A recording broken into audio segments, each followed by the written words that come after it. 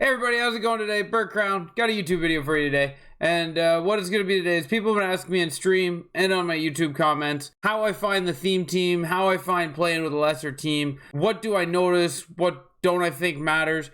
So I'm just gonna talk a little bit in this video about what stats I think matter and what stats I don't think matter, and what I look for in a card, and what I think might be going unnoticed that could be used, and what people might be looking too much at. So let's look into it, guys. I hope you do enjoy the video, and if you do, give it a thumbs up. Don't forget to hit the comment section down below because I'd love to hear the stats that you guys chase. But let's look at what really matters and what you're putting too much stock into. And I was asked about my team, what they're looking like and everything like that, so let's go look at them. We currently are like 89 overall with 100,000 coins, and we're looking at how to improve, and we might, while I talk, we might look at the auction house today and see. But Kadri, Tavares, Gardner, Marner completely maxed out, so we might be looking at bumping him down or completely moving him off to get Simmons up. Camp, Salmelia. I gotta learn how to say that. Austin Matthews, you know, the goon Austin Matthews fighting Steven Stamkos. It was terrible. Matt Sundin and the hot dog eater Phil Kessel himself. Gotta love having Phil. Phil will be on every theme team that I do with Toronto, man. I love the guy. Wayne Simmons, Eric Lindros, and Jared McCann. Then we got Jersey, Iafrate, Salming, Liljegren, Timmins, and Sandin. I would really like to upgrade this right side. I have the coins to do it, where I can bump Sandin down, either get the 89 Timmins, see if I can get the CC. I don't think Edmonton's down and out yet. We'll see what his price tag's going for. I don't want anything over 90. If I can get him under 90, I might just pick him up today. And then maybe if I can find the Hal Gill, I would get after the Hal Gill as well, because that card would be super fun to use. And then in net, we are rocking Joseph Wool. Goalies I don't think really matter, right? So I do have Joseph Wool in net. He does not play any better than the 81 base Matt Murray, but, you know, he's in my net. One thing you're noticing on my team is everybody is above 6 foot. And I feel like that's very crucial. I feel like 6'2" and up is excellent if you're not going to have speed. And I even feel like right now, anything under 6 foot is just going to get muscled off the puck super easy. Matt Sundin, you'll notice, 86 speed. Don't really notice it out there. That is how I have to beat people right now. I don't have the cards to outskate people, so I have to protect the puck and use my size so I can't get bumped off and get these big guys into the areas. And it works. It really does. And I'm going to really give you my input on, do I think overall matters in the long run? Like, the big picture, does overall really matter? Let's look and see what options we have to chase to make our team better. And while we look at that, I'm just going to talk about some of the stats. For one, face-off. I feel like way too many people putting face-off into an important category that it doesn't need to be in. Like, 99 face-off sure is great, but if you get the counter, like I play for the counter, I'll be out there with 87 face-off beating people with 99 face-off because I got the counter right. There is Hal Gill in here, but face-off is a big one that I think people look too far into. No Hal Gill, but we do have James Van Riemsdyk. I'm not going to get him right now. My left side's good. We will look at the CC. And now when it comes to speed, yes, guys, speed burns, speed kills, and it is an important stat. But if you have size and you know how to play the game, you know how to play positional hockey, 79,000? And you know how to play positional hockey, you can use angles and proper D play to take speed right out of it and use the size to bump people off the puck. So I don't think speed is like must chase, must pay for to get that. I've noticed that my team isn't fast, as you've seen, and I still win games and I still get it done. I think that size is going to be one big stat that I'm going to focus on because it's so important for playing in the O-zone, controlling the puck, which, I mean, controlling the puck in the O-zone is the best defense. So when it comes down to it, size, strength, and balance, I think get overlooked more than they should and are really important for having a good offensive attack. And like I said, that is how I have been winning games. I don't think Edmonton's done, and I think this CC would help me.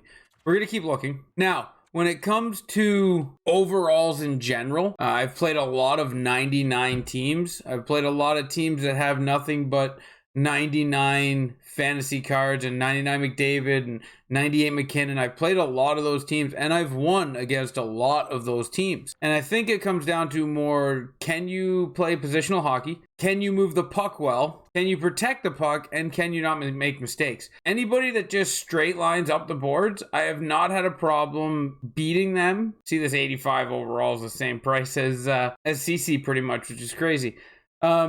I haven't had any problems beating them, and that really just comes down to, because all they do is straight line up the boards, it's easy to pinch them off, and it's easy to cut them from getting into your defensive zone. But at the same time, attacking them isn't really that hard either, because they always go for the big hit. And when they're going for the big hit, it's one pass or one move, and you got a 2-on-1 or a 2-on-0 or breakaways.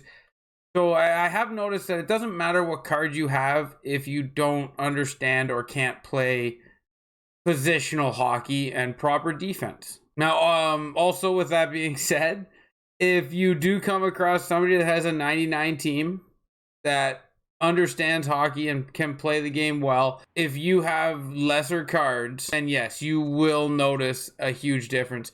I don't think the cards will dictate who wins a game if there's a skill gap. I do feel like if the skill levels are close, then you'll see where the overalls really, really matter. So extremely high overall cards can make your life easier, but I don't think that it is the end all to be all. If you play proper positional hockey with good passes and mistake-free defense, I don't think it matters what cards you have, and the outcome of the game is not going to rest on whether your cards are better than his if you're a better player than him and you have a higher IQ. We'll just use a quick example here. 5'11", 90 speed, good shooting, good endurance, 5'11".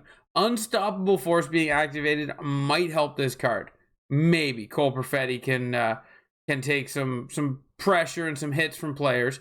But if you come at him with this 87 Eric Lindros, you are getting the puck. Now that's where a seasoned and experienced player passes around it, protects the puck, manual dekes around you.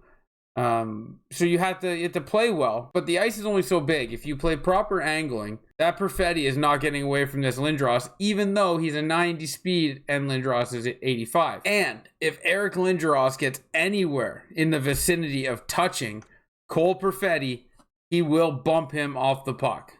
And then the puck is yours, and it didn't matter that he's a 93 and you're an 87 because you played proper in the situation you're in. When you're a bigger guy against a smaller guy, play angles and just try to bump. Just try to bump. Don't poke. Bump him off the puck. Take it the other way. Now, there was a Luke Shen milestone card. I don't know if it's popped up, but if I can see it, I might buy it. Because right now I'm between getting the Luke Shen. I don't have enough for Mark Giordano, or I would contemplate it big time. He is a little small for my liking, but I would definitely think about it. The 83 Luke Shen. We want the 90 Luke Shen. And also, guys, don't tilt. If you see a 90 overall card, outskate the 99 McDavid. Or if you get scored on by a base card, don't tilt.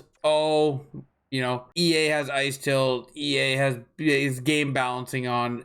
Like, it happens when you take a shot at the net. If it's a proper shot where you get the goalie moving and you shoot it across his body, it's probably going in. And when you rage about something, that's just going to make the game harder. And that's going to make every little thing upsetting and irritating. And it's going to make you cause more mistakes because you're going to be frustrated and you're going to be going for big hits. I would really like a Hal Gill, but I don't think he's going to be put up.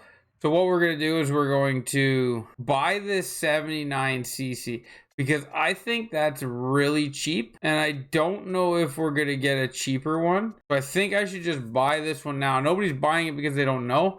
But I think this CC is a good card for me to scoop up and just go with. And then who knows, maybe Edmonton pulls it together and I have a 94 overall a 94 overall CC on my team. So we'll move Liljegren down to the third line and we'll put Cody Ceci, who we've been trying to get for so long. We finally saved up some coins playing a bunch of games in squad battles and, quick selling a lot of stuff.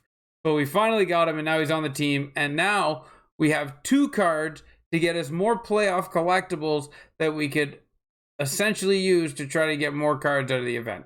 So yeah, guys, I know I kind of mixed in my team improvement, what I'm looking for and stuff like that into this video, but I also really did want to take some time to talk about the face-offs, which I touched on. I think people blow that out of proportion. Strength, balance, and height. I think that is more important than speed if you play positional defense.